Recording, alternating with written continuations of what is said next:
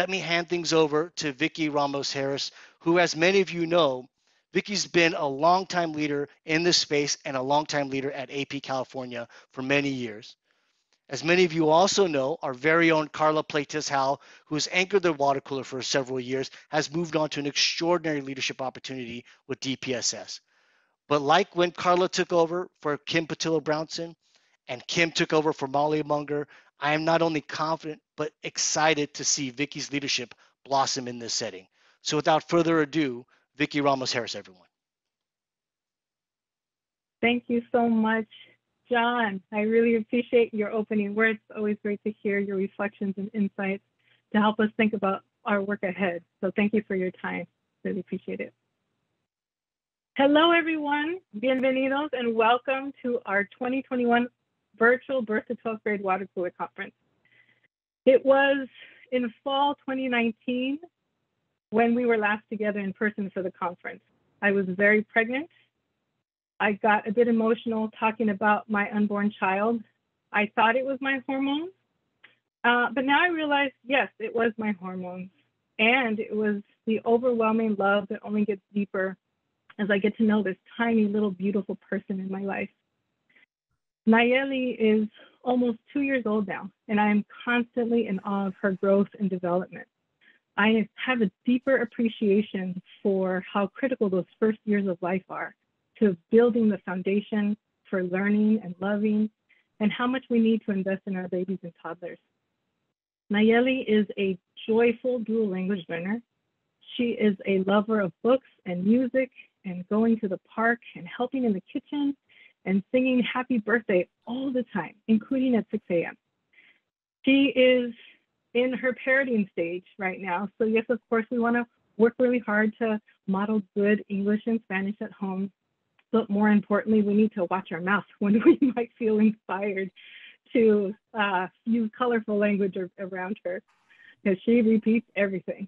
I often think about the powerful learning environment that we are trying to create for her, where she feels loved and safe and supported and free. And I also see when Nayeli feels overwhelmed and unsure, she gets shy, her voice goes quiet, her smile disappears. She watches everything really closely, but she is slow to engage. And so I think about the tools I want her to have to navigate in these spaces. And so just being a mom, just in watching her so closely, it reminds me of how much is possible when we create affirming and responsive spaces where our children feel seen and heard and embraced and safe and supported to thrive. And I also think about the dire consequences when we do not provide those spaces for them, and when we fail to do that over and over again. And it's been particularly challenging during the pandemic, and I know everyone's working as hard as they can to address that. The water cooler has always been a space to come together to center on the key issues impacting California's children and the educational equity questions that we need to address together. We are clearly still very much in the pandemic. As John said, it is a historic time of immense challenge and immense opportunity. We've seen how COVID-19 has exacerbated existing inequities and disparities and revealed the racial injustice within and beyond the education sector. So we are in an era of great awareness, great urgency, great opportunity, and great challenge. So now is the time to double down on equity, to support our communities hardest hit by the pandemic, building systems that help us take a closer look at where we have the greatest need and prioritize resources there. Now is the time to double down on equity, to build a birth to 12th grade system that is designed for the diverse students in California to thrive, which are predominantly students of color and our English learners. Now is the time to double down on equity across our systems, as John was talking about, our tools, our initiatives, our data, our accountability, our transparency, our funding, and beyond, so that we can address the root causes of the historical, racial, and economic disparities in our state. We recognize that our early childhood and K-12 educators and administrators have been giving and giving and giving and are tired, and are working through their own trauma, and too many have already left. They are precious and need support and need healing.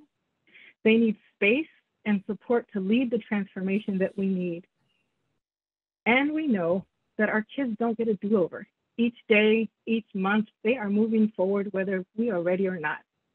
And so we need to move forward together with compassion and ingenuity for our kids, our families, and our educators. It is critical that in this next chapter, we develop new ways of working together for this transformation, that we lead with an equity lens and whole child, whole family, whole community framework, where our collective goal is to generate joyful, confident learners with a strong self-identity rooted in their family culture and language, supported in their social, emotional health, mental health, and cognitive development, starting with our very youngest learners. That we create space for trust and relationships and effective partnerships across our community that intentionally and systematically addresses the root causes of the racial and educational inequities and leverages the strength of the power of our communities every step of the way. So for these next 2 days, we will examine where we are in the state of recovery. We will take time to reflect on what transformation means for students, hear about what whole child approaches are, what do they look like when they lead with equity and center on our students of color. We will explore opportunities to advance racial equity and economic justice through new efforts in our early childhood systems, expansion of pre-K and TK and community schools, and so much more. And we will hear from state leaders about their insights on the next steps for California across our birth to 12th grade system. I am Vickie Ramos Harris, Director of Educational Equity and Advancement Project California, and I will be your moderator for this next panel focused on the state of recovery. I would now like to bring on our esteemed panelists to the virtual stage.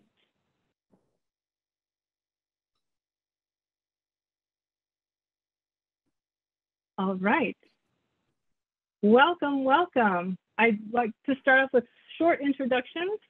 Max Arias is the Executive Director of SEIU Local 99 and Chair of Child Care Providers United, representing child care providers, food service workers, special education assistants, custodians, and other dedicated education workers. Linda Asato is the Executive Director of the California Child Care Resource and Referral Network, and where she aims to inspire, inform, and advocate for quality child care that supports all families in California. Chandra McPeters is a reading and language arts specialist and a 22-year educator in the San Joaquin Valley, representing the California Teachers Association. And we have Edgar Zazueta, the Senior Director of Policy and Government Relations for the Association of California School Administrators, where he leads the policy advocacy and political engagement efforts for the largest umbrella organization representing administrators in the country. So if we were all here in the room together, everyone would give you all a warm welcome because you all are awesome rock stars and we are interested in hearing from you. So let's get started. Thank you for joining us today. So we know there has been a lot of exciting policies and investments in early childhood and the K-12 system, and we are hopeful for more to come. And we recognize it is critical to just be clear about what's happening in the field right now so that we can start with those realities and build from there. So with this first question I'll ask, Edgar, we'll start with you, and we'll have everyone go around and answer this question. We are in 2 years of the pandemic. We have seen how the early childhood and K-12 field have responded to the recovery as best as they can to meet the needs of students and families. What can you share with us about the state of recovery that we are in from your view and what it looks like for your members? How have they responded to children, families, and each other? What has been your role in supporting recovery for the members and your colleagues? Edgar, we'll start with you. Thanks, Vickie, and thanks to the Advancement Project. Just a lot of kudos to just you folks still bringing together folks even in this virtual environment. And this is, as much as we've been doing this for the last 20 months or whatnot, it's still a little hard to do this panel, knowing there's a lot of people out there. We can't really see them. I do miss being here in Sacramento and seeing so many friends at these events, and we'll look forward to the days when we are back together in person. But to your question, Vickie, I think, and thinking about this, and I've been having this conversation a lot with our members, with stakeholders, it's a challenging one, right? And I try to be a positive person. I think, in the role here as the organization, trying to lift up all those positive aspects, and I think John set a nice tone there about talking about all of the opportunities, all the things from a policy standpoint that the state, the federal government have endeavored to do, but it's also really highlighting the persistent challenges that we still have as a system.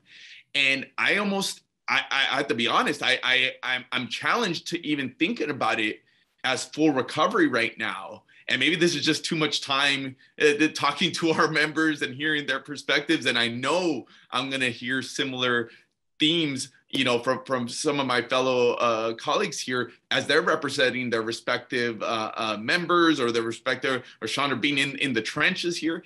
It's a really difficult time right now for the system. I think that's the big highlight for me, is that we are now in the third year of our academic system being impacted by the pandemic.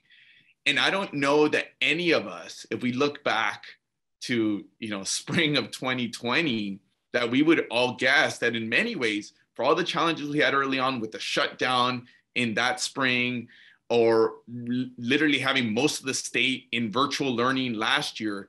And so now that we have kids back in classrooms, I think one of the things I hear over and over again is that this might be the difficult of all three of the years.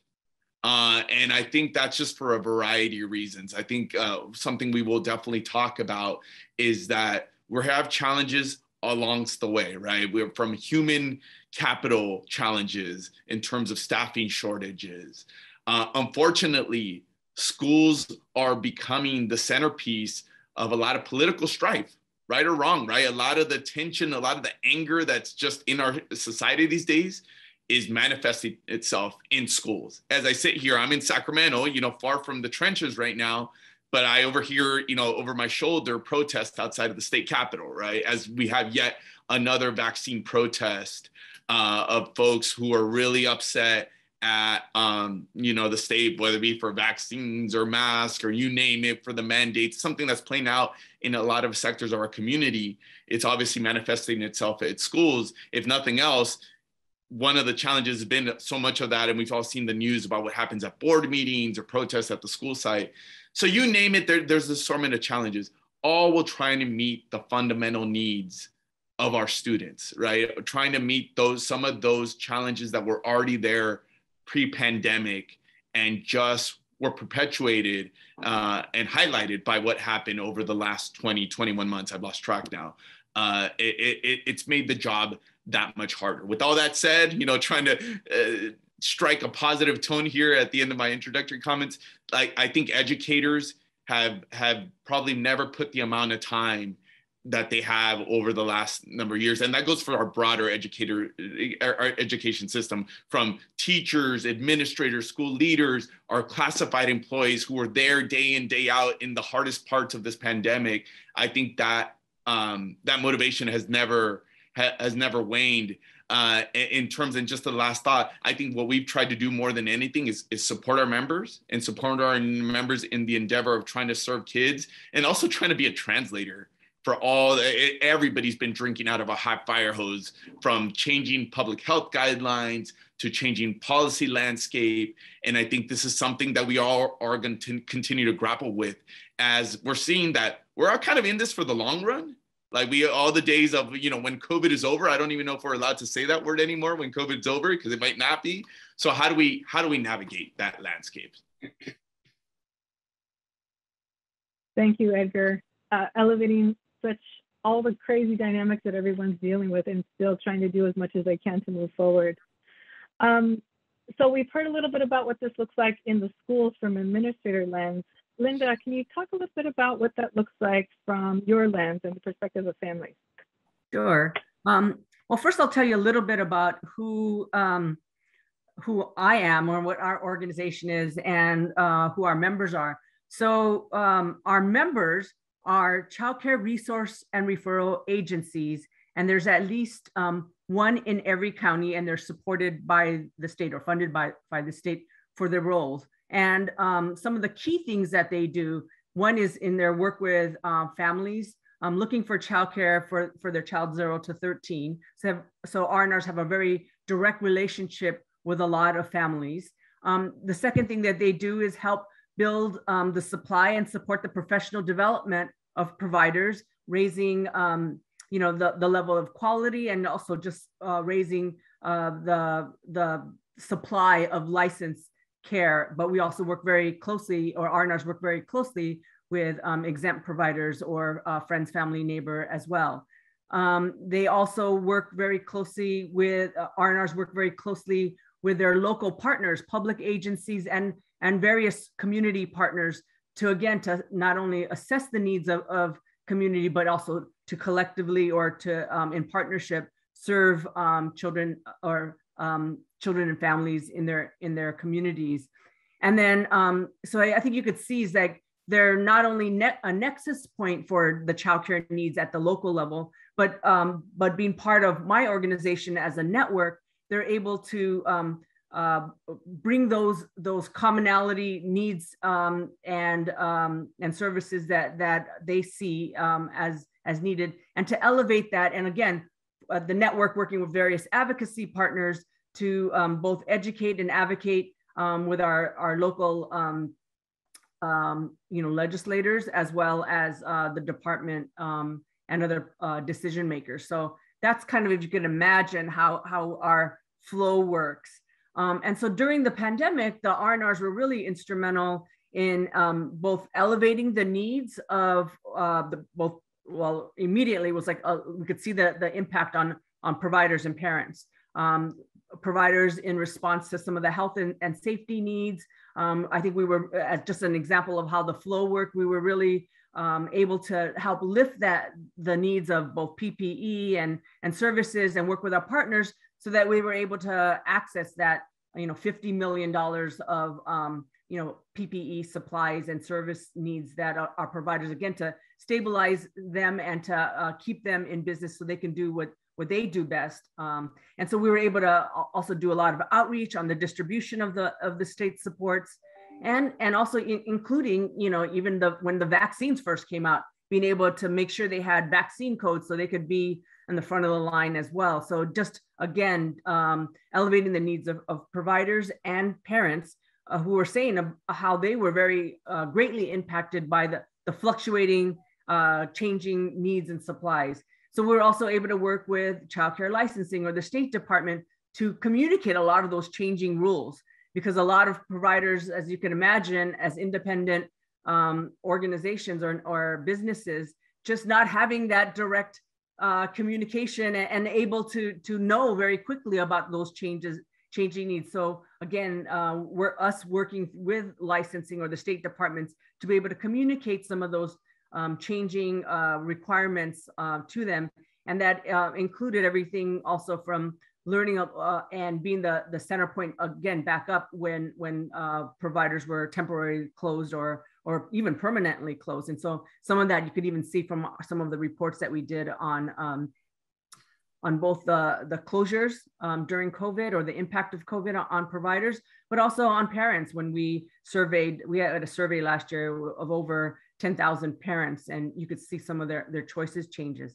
But some of the other things that we did to respond was to make sure to try to close that gap as quickly as possible about finding care, was to be able to develop some technology so that providers could quickly update their information. And again, that we can aggregate that and make that available on the state's COVID emergency website, so that people could, again, quickly find the care that they need. And certainly advocating with our partners for more resources for both parents and essential workers to have care, and then also for providers to be able to stay in business. So I would say in terms of, in general, the response is, I think this kind of relates back to what John was started with, that it was an interesting time to look at what were the gaps and weaknesses within the system, and how the system has contributed to some of the inequities that we see today. And I think what one of the key things was how underinvested and underappreciated in our case for the R&Rs, and the role to be able to reach deep into community, and how the state didn't really have that ability to know quickly about what's going on in any disaster or any, or in this pandemic, and then to be able to respond quickly and be able to get information and resources out to. There was no mechanism to do that, and that the system wasn't developed for that. As a matter of fact, it was favoring an old boys network of those who had access, maintained access, but those who weren't. So I think that was one of the things that that we learned through this process. And I could say a little bit more about some of our wins later. Thank you. Thank you. We know that the R&Rs have been such a critical, as you said, nexus of services and support for families, as well as the providers who have been keeping their doors open throughout this whole process. So really appreciate you uplifting what some of that was like. Chandra, can you share a little bit about what does this look like from the teacher's perspective? You all also are on the front lines, but in a different way than what Linda was talking about. So can you please share a little bit from your perspective? Sure, thank you for having me. I agree with a lot of what Edgar said. We are in the beginning stages of recovery, and I agree that it's going to take a long time before we are fully recovered.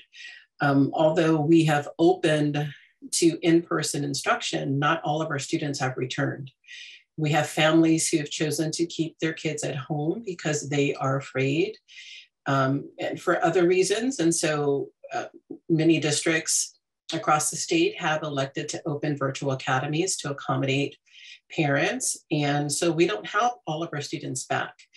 The teacher shortage is a great challenge right now.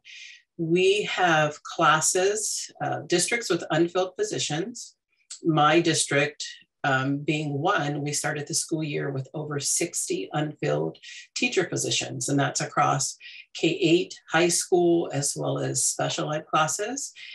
We have support staff that we've had to, that's been reassigned to fill some of these teaching positions. So we've lost support for our teachers, particularly our new teachers, those that are new to the profession that need that mentoring and support, that no longer have that at their school site. So it's going to take a long time to recover from the effects of this pandemic. We have, as been stated by others, the pandemic has highlighted the inequities that exist. We are dealing with students that have a lot more academic challenges than we were aware of. And so that has to be addressed, and it's going to take time. We can't expect that all of these challenges are going to be addressed in one single school year, especially when not all of these students are in person. So yes, they're still learning even when they're not in person, but learning looks very different. And as we all know, students learn in different ways and at different rates. And so their needs are going to be different. And we have to have the funding and resources available to support those differing needs. Absolutely. You all have been pivoting and going in different classrooms and just being there for students in ways that you hadn't virtually and now in person, right? So constantly shifting, much like in our early childhood systems. Max, so going back to our childcare providers, can you talk a little bit about what this looks like from your perspective? And I know you represent not just childcare providers, but a broader group of education, really critical folks in the education system. Yes, thank you. Good afternoon, everyone. Thanks to the Advancement Project for this, and I appreciate being amongst these esteemed and illustrious panelists. We represent, just let me share who we represent briefly. We represent close to 50,000 education workers, classified employees and family childcare providers in LA County, Ventura, and others, and as well as part of an organization to support family childcare providers statewide. And I want to start by saying that there was a crisis before the pandemic. And to us, recovery doesn't mean recovery to where we were, because that's unacceptable. To us, recovery means really starting to create structural change. So just some of this, I'm just going to highlight a few. K through 12, right? We represent classified employees. Clean schools. Schools have not been clean. There's not enough resources to keep schools clean. In LAUSD, they admittedly could only spend 40%. They only staff them to 40% of the minimum standard of cleanliness. So that is what's exacerbated throughout the crisis. And right now, you heard Chandra speak, right? It's just not enough workers, and they are added duties. And on top of it, nobody wants to work for what the pay is, the compensation is, and the treatment, because the classified employees really feel that they really don't have a voice, and they're organizing towards that, of course. So that's one exacerbation. The technology gap that exists based on where you live, your income, what you look like, was completely even more exacerbated. And we know we just had a bill passed for universal broadband, but that was really crazy during the pandemic when there was all transition to distance learning, and you had students and teachers and those that support trying to figure it out, but there was no real access. So it doesn't matter if you don't have bandwidth, you're not going to be able to do it.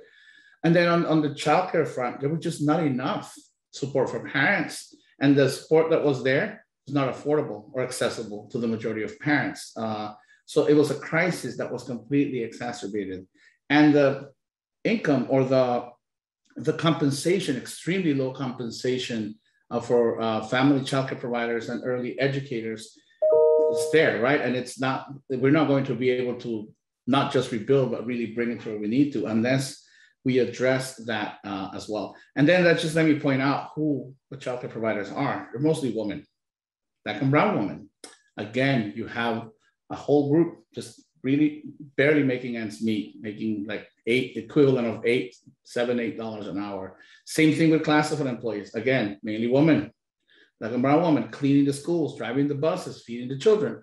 Throughout the pandemic, I think LAUSD alone over 100 million meals to families throughout LA. Those are members out there serving. So recovery to us means recovery to what? I asked the question right back. And to me, recovery to the status quo is not recovery at all. It really is, we need to go beyond. Of course, it starts with equitable funding, ongoing funding to ensure that schools are actually funded well, and that workers that provide early education and childcare actually can make ends meet. We need to invest in keeping schools clean. We need to invest in ensuring that there is access to affordable quality childcare to all parents. And when I mean parents, that's how we need to lead. We just spoke about transitional kindergarten. Well, you know what? Our members, family childcare provider members, get a bit of a heartburn when they hear this because they don't see themselves in it. But the fact is, parents need care. It's not a traditional Monday through Friday, 8 a.m. to, I don't know who works those hours anymore.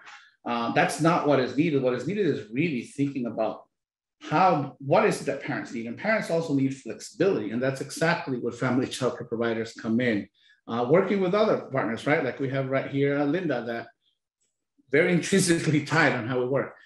And so that is important to keep in mind as we continue to fight for equity. Then the issue that really is right now, I think, forefront is, well, and we hear it everywhere, it really has to do with there's not enough workers to do the work. Why is that, right? Well, let's revisit. We know here why it is. It really is all down to compensation, treatment, being able to make ends meet. And for example, I was in that town hall with this is a statewide janitorial town hall, and there were workers saying, you know what, I can't do any more overtime because my body can't take it anymore.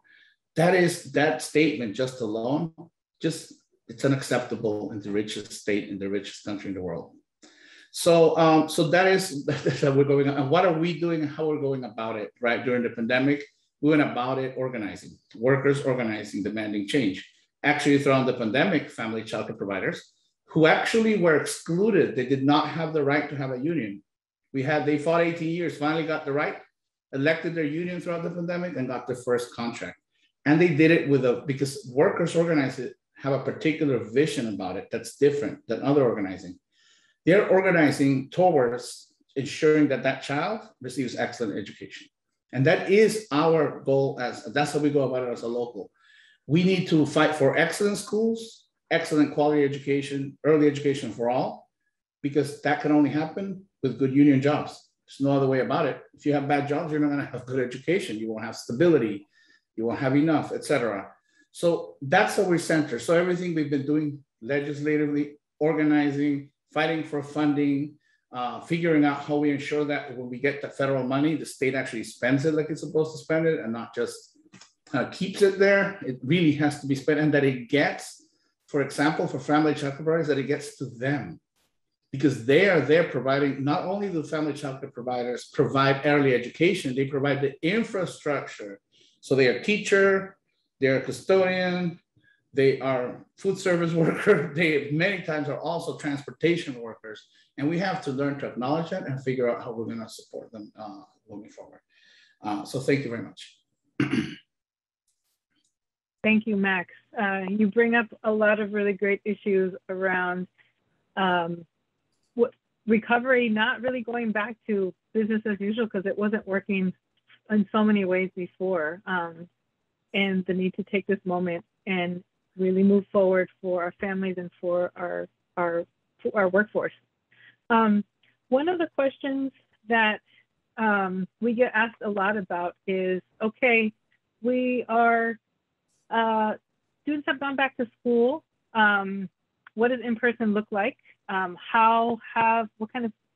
does it look like? What kind of adaptations have there been needed? What are some of the realities that people are just not aware of? So Edgar, hoping we can start with you. Yeah, no, it's a good question. It's a good question just in terms of giving us some contextual piece. And I think we all, I imagine most of us, whether it be the panelists or the attendees, we have some access, right? I think we all have at least some picture in terms of what's happening in our schools, whether it be in our professional capacities or as parents, right? And I think as a parent, I think it is the right question in terms of what's happening in our schools. And I think this is where we have some challenges where I think the expectations, we got to keep the system accountable. I mean, I represent the administrators, and I recognize that is the responsibility, both of the state, the community, even in these tough times, even with all the challenges that we have. I mean, it's really trying to get, how are we going to get at some of those objectives that John really started our proceedings with, of how are we going to close some of those issues?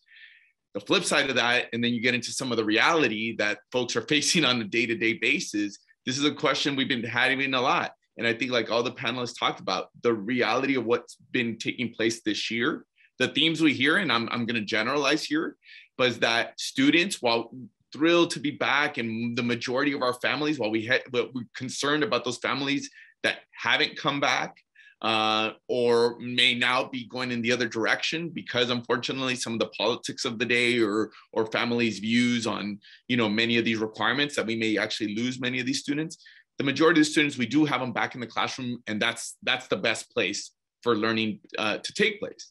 With that said, the themes have been academic issues, students struggling. I mean, if there was ever any question, and the research pointed to this, I think our gut instinct pointed to this. I think this year we've seen that there was some academic impact over the last 20 months. And for the students, that whether it be the time that they lost in in-person learning, or just the other struggles that they had during the pandemic because of impacts on their community, on their family, have had real impact there. Our members, administrators have talked about a upshoot of behavioral issues, unfortunately. And I think that's a direct result of some of the trauma. I think any classroom teacher can probably point to this. I think anybody stepping foot on a school campus points to this, about that this year has just been a little bit more difficult, especially coming back from that piece. And then I think one of the issues that's gotten a lot of publicity over the last couple months is the attendance issues. That we are being hurt in terms of kids coming to school every day. And I think that's for a variety of reasons. And it's kind of a complicated one. One, you have the quarantine situation, especially at the beginning of the school year, when we were kind of at the midst of the height of one of our many surges. I don't know how many surges we've had now in the state, but we were in the midst of one. And, that coupled with some of the public health guidelines, just the amount of students on a daily basis that were having to be quarantined and the impact of that. So that was obviously impacted attendance a lot. Also coupled with some of the public health messaging. What did everybody tell us? That if you're feeling sick, if your kid has the sniffles, if in doubt, stay home, right? Well, the flip side of that is our system, from an accountability standpoint, isn't really sensitive to that. Our funding system, how we're measured on the dashboard, like we're expected to have kids in the classroom. That's how learning happens. And obviously we're doing the right thing from a public health standpoint, but how that reconciles from a academic standpoint has been one of the challenges. And I think just also we hear a lot of kids and families just being back into the groove of, that we go to school every day and this is an expectation.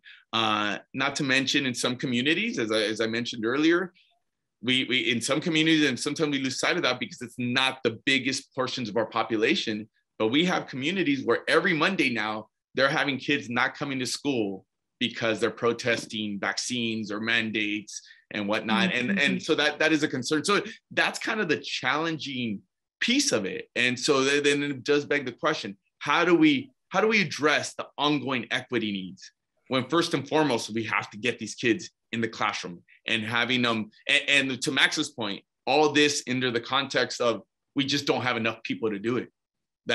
No matter if you're talking about teachers, administrators, classified workers, just in general, there's just less people to do this more challenging work. Yeah, absolutely. And as the classrooms open and close and quarantine, families need to quarantine, and we heard some, Long Beach Unified last week had to close 3 whole schools. That impacts families, and that impacts childcare providers who are the ones who will care for these students when they are not able to go to school.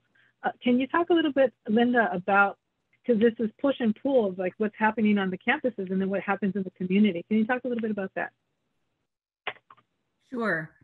So first, I would have to agree with, I think, a previous speaker that said about some of the pre-COVID issues that existed before not only continued, but are exacerbated in this because of COVID, right? So for in the early childhood field, I think that the 2 big things is affordability and also lack of supply. And a lot of that has to do with also compensation, the lack of supply, compensation, and therefore, also affecting, without any kind of other subsidies to support the system, affects affordability for families, where I think if our childcare portfolio that was produced a couple of years ago, which we do every 2 years, like you could see affordability, like, childcare could cost, anywhere like a third of one's income. And if you imagine housing and all that stuff, that, how it's just unaffordable, the childcare costs. And then again, on the supply, there's just not enough for the, when you look at the number of births in California. So anyways, that certainly got exacerbated in COVID. And I think what's different, and I think it's still being to be seen in this endemic, or as the pandemic kind of transitions, is how parent demand is also changing.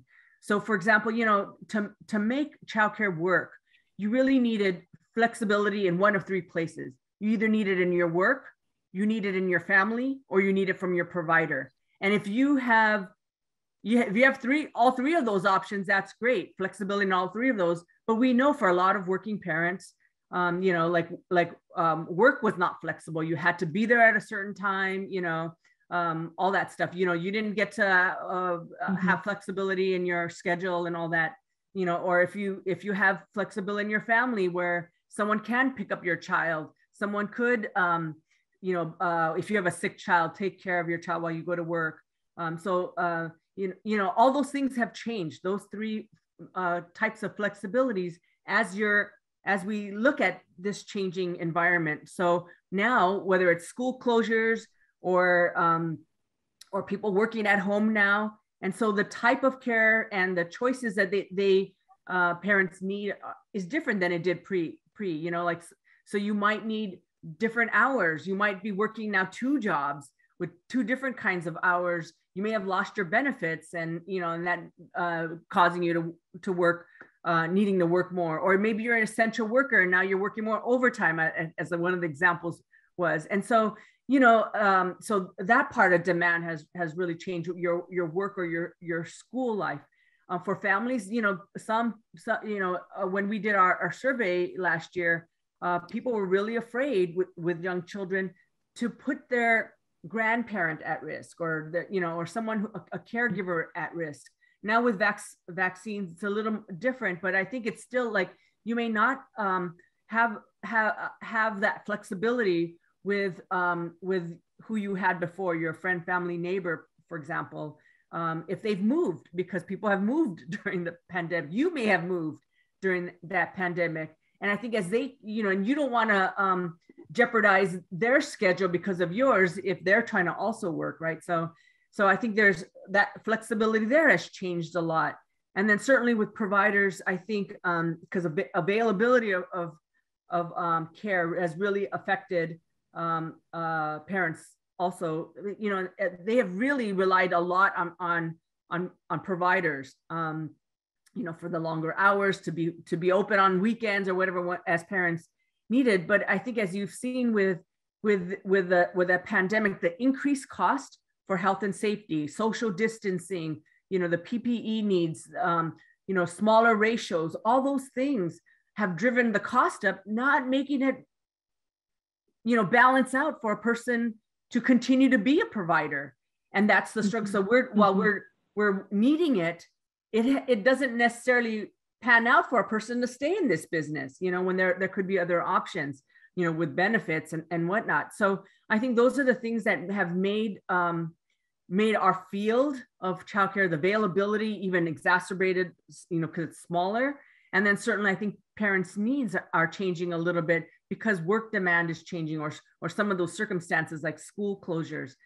So those are things I think we're trying to settle in on a little bit, but I think these things affect what we do to build back or build forward better, you know, to respond to those changing conditions, and what would also help us target better on where and how we build. Absolutely.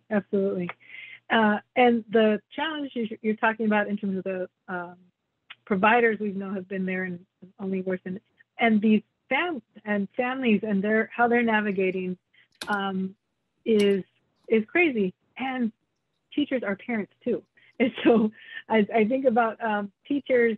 Chandra, can you talk a little bit about navigating all this as you know, your fellow teachers who are parents, who return to in-person learning, and how folks are navigating all this? What is the day-to-day realities? What is it that folks really need to understand about how teachers, many of who are parents, who are navigating through all this?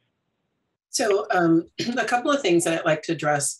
The issue of absenteeism for students. So having when a student is absent, when they miss one day of school, you factor out the time for recess and lunch, they've missed about 5 hours of instruction. Now you multiply that times 10 if they have to quarantine. You know, missing 10 days of instruction becomes an impossible task for a teacher to have to help that student make up all of that missed time in school. And I think people need to understand it's not just 1 or 2 students who are out or who have to quarantine. It is many students daily or weekly that this is happening to, and that has a real impact on their learning. It has a real impact on teaching. Also, the teacher shortage. It's not just about having a shortage of teachers across the state. There's a huge impact on a school site in a classroom. So I've heard as many as there being as many as 20 unfilled positions on one campus, on a high school campus.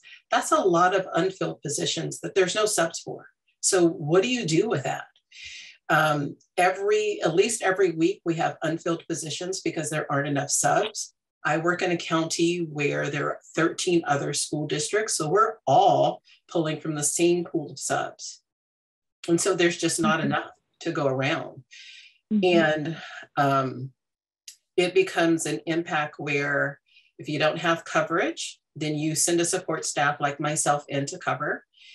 If I'm covering another class and there's more than one class uncovered, what do? Then you split the class up within that grade level and you're sending 10 kids to another class. Well, 10 kids is a lot for another classroom to take on.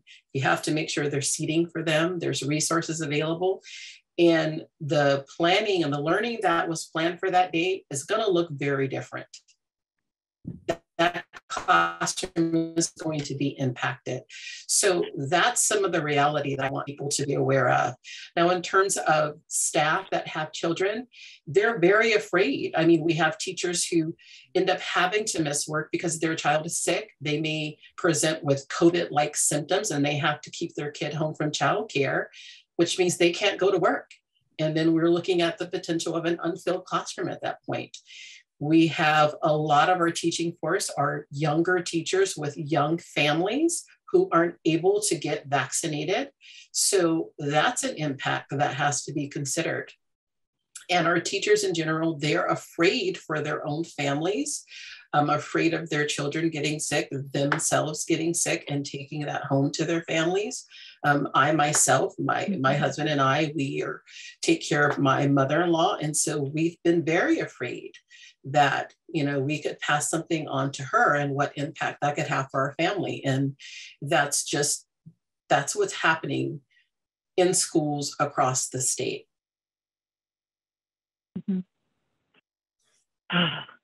So much that everyone is dealing with. Where do we need to prioritize? Max, you and your organization have been really at the helm of doing a lot of advocacy and, in terms of the recovery dollars, and we know that you represent a lot of different education workers. Can you talk a little bit about what has been the priority for you and what you see as a priority for our recovery dollars moving forward? Well, just want to share a little bit on the priority dollars. I think that we need to start dismantling these structures. We have to not rebuild. I think I heard Linda say build back. I forget the word. Forward instead of build back better. I like that. Build back forward. Yes. Build forward better. Let me share a little bit during COVID, when COVID hit, right? And we were there, family childcare providers, for example, got a voice at the table. We had a table to be able to demand these funds, right? We made a demand on, I think it was a total of $1 billion that were meant to be for the industry. And some of the things that they had to deal with there, one of the main things I think that we've been talking about was distance learning support. A lot of that money was spent on distance learning support. And that was because a lot of the school-age children now were there all day with family childcare providers. And family childcare providers had to figure out how to support them, not only just how to support them, but get enough bandwidth, enough equipment, and enough assistance. And they did it out of their own pockets. So this created the support that came down was just, even though it was great that they got some support, it was just not enough to even start filling the gap. They had to also account for closures due to COVID-19. So every time they closed, they had to, that's not compensation received, et cetera, right?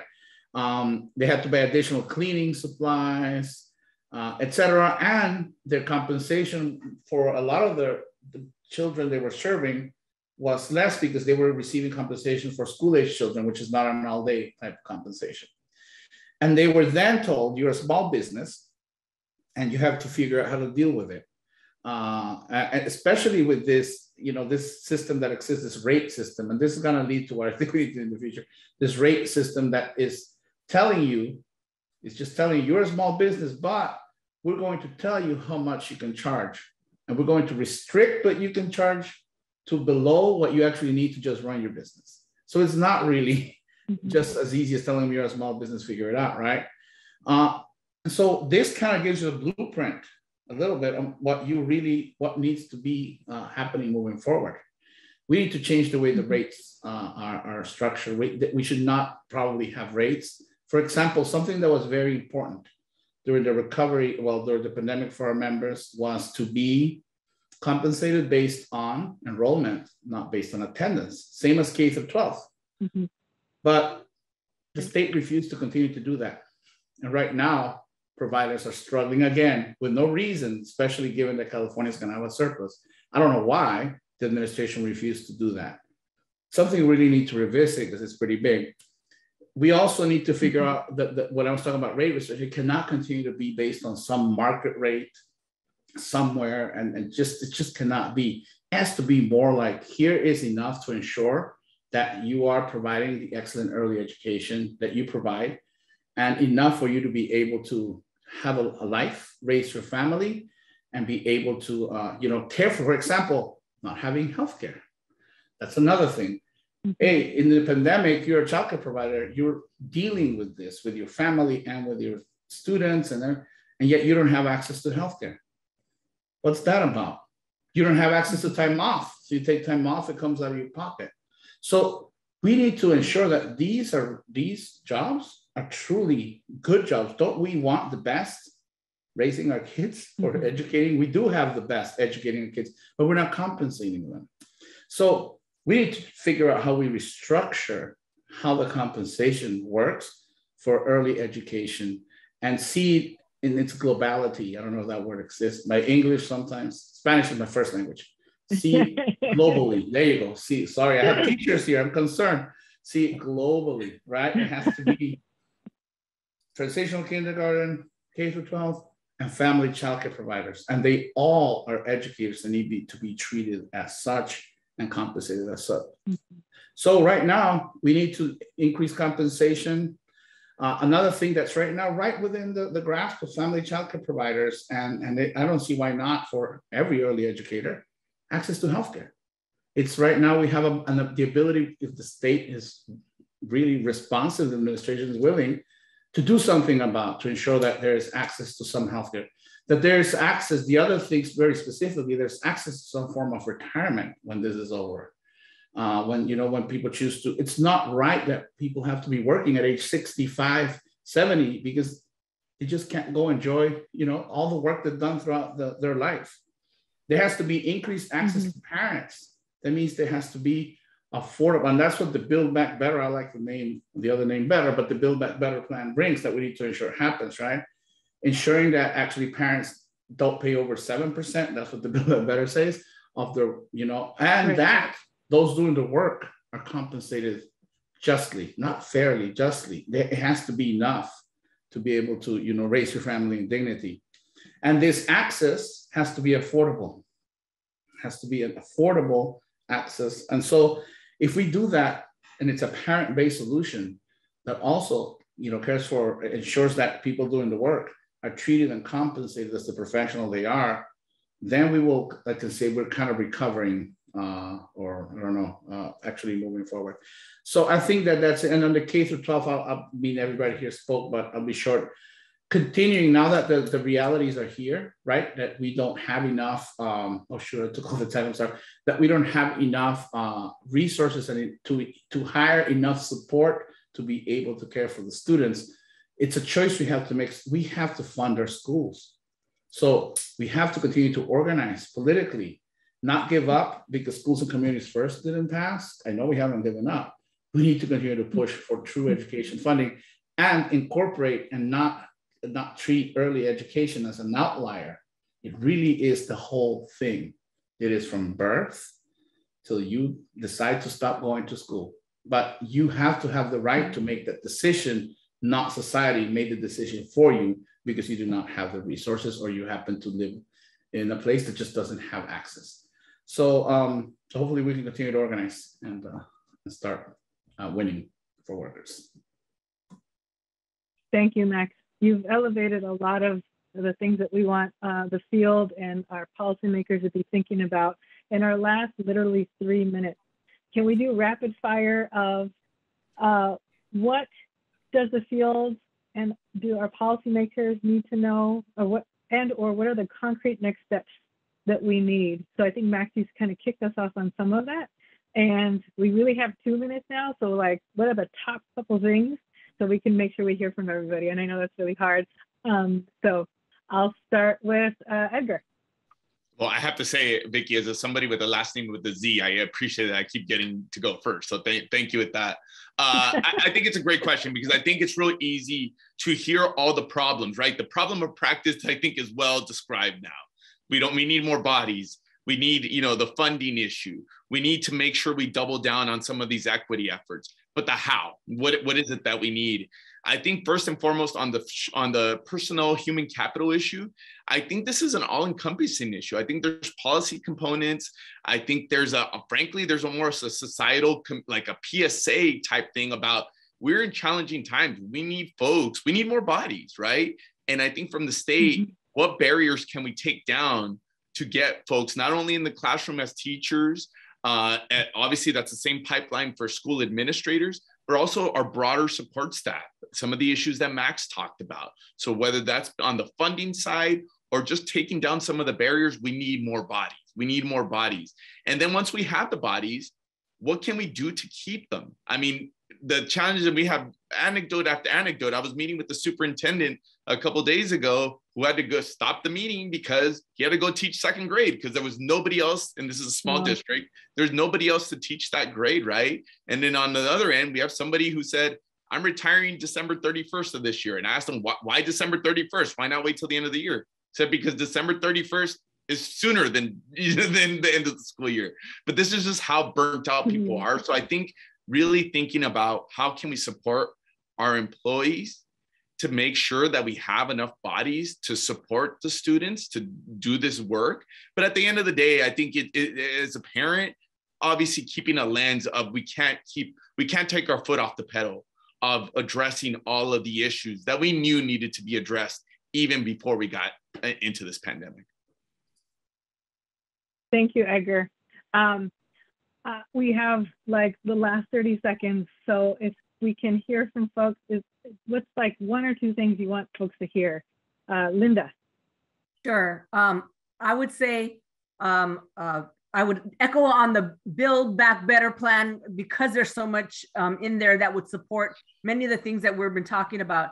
But I think flexible subsidies is really critically important. I thought we got that right. And especially because there's the changing of like, as I was saying about families' needs, I would say income stability for providers. And so that's centers and family childcare. So not only the compensation, but other ways to support their stability and reduce some of the other costs that they have, because that again makes it affordable for parents. But I would say, and then commit to a supply building and focusing on those who have closed and to try to reopen since they're halfway there. So those are things I would boil it down to.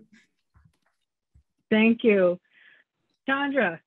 I can do this in 10 seconds. 10 seconds. Support teachers. Support teachers, treat them as professionals, and eliminate the barriers to entering the profession. Thank you. Max. Three words, organize, organize, organize. And one more, to be able to beat back at the question of transitional kindergarten, to be able is to, as a union, we need to continue to organize and demand. So we can speak offline, whoever has the question, but join the union meetings and we will continue to push for the, ensure that all parents have access to the care that they need. And organize, organize, organize. Thank you. Thank you. Thank you to our panelists. We've been getting questions from the audience and have been trying to weave in into the conversation as much as possible. The panelists are able to speak to that. So thank you. And we know we couldn't get to everybody, but we appreciate it. If everyone was in the same room, we would be applauding you for your insights. So thank you so much again for joining us. Really, really appreciate it, and look forward to partnering with you to figure this all out together. Thank you.